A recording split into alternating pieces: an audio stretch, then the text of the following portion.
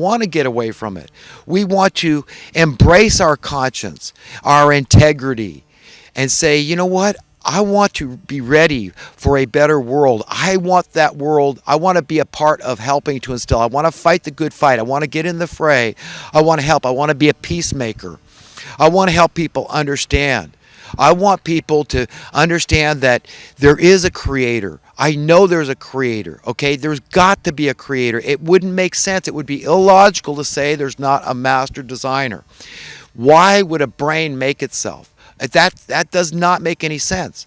You could take the components of a laptop computer out and you could lay all the pieces next to each other, and what atheist out there would tell me in a trillion years that those pieces will assemble? No, that goes against the laws of nature. And you talk about natural selection.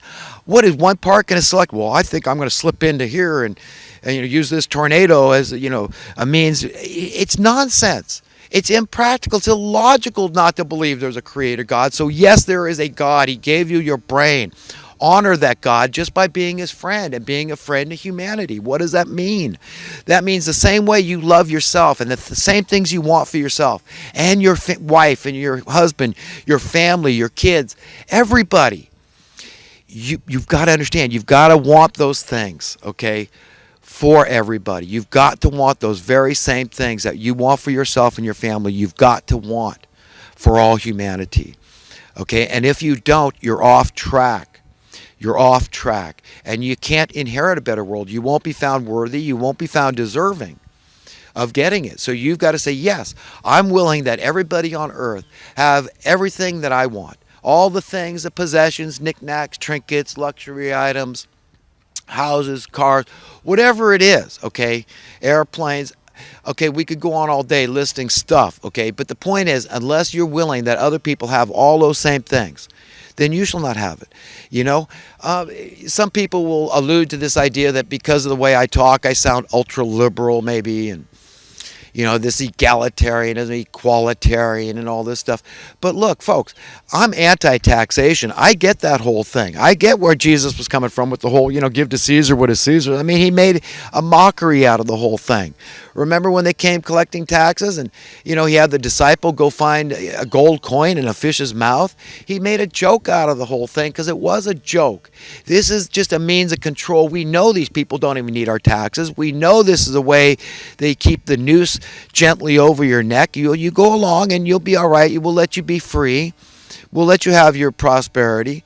Okay, we'll let you have your security. But you know what? If you don't do it, we could take all your stuff. We could put you in jail. We could ruin your life. Okay, and you think any Christian should think that's okay? No, of course it isn't. And the same thing with your landlord. It shouldn't be that way. The same thing with your mortgage holder. It shouldn't be this way. We shouldn't be treating each other like animals, okay? And not even nice animals. It's unreasonable that we are mean to each other, that we oppress each other. We can't do it. You can never find true happiness. You'll only find pseudo, empty happiness.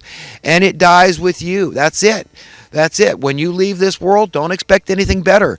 You get to go hang out with people just like yourself, of your own caliber. So if you're not an egalitarian, you get to go hang out with people that are not egalitarians. They're by default, that makes them elitist, okay? And the problem is, if you were just a little bit elitist, you still get to go into that club. This is why in the Bible it's so clear that you don't want to miss the mark. You don't want to run this race for good, for truth and justice and righteousness and for God and Jesus and all this stuff, whatever it is, your faith. And then at the end, you miss the mark. And that's it, man, okay? But you've got to be very clear that where you want to go from here is a place of total freedom, where you're willing that all your brothers and sisters, every other being in your realm, in your world, okay, in your society, in your civilization, is free and prosperous and secure. That's it, okay? And the biggest challenge, and this is a big challenge because people don't think about it much because they're so busy in their lives doing their jobs and everything, taking care of their families and, entertaining themselves, whatever it is they want to do. But they forget that our biggest challenge is what to do with our time. I mean, you've got an eternity. Just think about that. You've got 24 hours a day, 7 days a week, all the time to do whatever you want. And anytime you want to go and be productive, that's fine. But if the stuff that you're producing is not being used, it's not going to be much fun. So you're always going to be wanting to do things that are useful, that you are enjoying. And there's only so much laying on the beautiful white sands of some Caribbean beach that a person can do. So we're going to want to be together. It's we're very tribalistic. The human being wants to hang out and chill. So we get together, but we want to isolate too. We like time alone too. So it's going to be a big challenge, but this is what we have to look forward to. We don't need these monsters dictating to us how we run our lives. These are losers. Think about what these people provide. The people that are stealing the wealth of our nations, I say plural because that's what they're doing. They're mad as heck about the Muslims because they're not going in debt and all this stuff. That's what's going on here.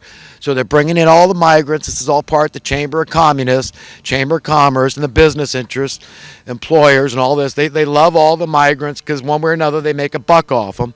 So they wrecked up their area. So all you people that don't want to go in debt, we're not going to let you have your little Shangri-La over there, where you're living and you're enjoying your lives and you're at peace and all. No. We got to go wreck up the joint and cause all these chaos and crises and all this stuff. Bring you over here, and one way or another we're going to make a buck off you people. You understand what this is all about? They just need crises, one crisis after another. More and more chaos. This is where they gain their relevance. So we don't want to give them what they want. Every time there's a mass killing, how many more people are hired in law enforcement to crack down on these problems, or in the security? They're spying on every American. They know every little thing you're doing online, right? Every little page you look at online, you're being spied on. I mean, that's it. You know it. And you say, well, okay, I'm on Google search engine, and I know they know every little thing I see, and some of it you're like, what the hell, is this legal? I mean, who knows what the hell? But some of this stuff, maybe they're trying to trap people. Oh wow, this guy, he's interested in this, so let's go after him for something. And whatever it is. But look at these people in San Bernardino. This couple were speaking on Facebook. Yeah, they say it was a private page. Nevertheless, Facebook has to monitor everything on their website. I mean, it's a big deal if somebody's saying something incendiary, terroristic threats, whatever the case may be, their intentions or their beliefs, and they're not even being investigated. I mean, and they slip right through the net, unfettered of the security net, but they got to, they a bunch of perverts out there got to see what kind of stuff that you're interested in. I mean, this makes no sense. That's how these people are. They are insane. And so we're being made in their image and in their likeness. Nuts. That's what happened. That's the net effect, is that they'll make us all crazy. If we invest in this system, this establishment, if we have faith and trust in these people that have wrecked up this planet, wrecked up our civil life, where's the progress? Where is it? Now they're making this big push about the climate. They know that when people figure out economics, they say, wait a minute, there's no reason for anybody to be poor. Well, who are you? You hypocrites. You're flying around your private jets, and I got to listen to you about cutting back my carbon footprint? You idiots make me want to vomit. They make God want to vomit, because this is all they got left, is this climate fear. Understand, this is the justification for making you poor. This is it. This is all they've got left. So when we see through that and call them on it and say, no, we want lower cost of living in energy prices, in housing prices, in food prices, in water prices. Start there. The really important stuff. And then we'll get to the automobiles and the Rolex watches and all this stuff that maybe we all want, okay? But you understand, we've got to stand against these people. We have the power of God like it's written in the Bible. God has created us just a little lower than the angels. That means what? That we've got big shoes to fill. We are the first line of defense here. We're his hands and feet, eyes and ears. We're the boots on the ground here. And we've got to stand in these people's faces, not with violence. You've got to hate violence. Anybody that claims to be religious, you've got to hate violence, man. It's written, man, that the soul of God hates those that love violence. This is not an option to use offensive violence. You can't do it. Defensive, yes. I mean, you know, who out there, who are these gun grabbers out there that don't support the Second Amendment, who could say they don't wish one of these people out of the 14 that were killed, you know, didn't have a gun and could have shot him with the first round they got off. Boom, you're down, you're out of here. No, now this is the best reason in the world to make sure everybody out there's packing heat.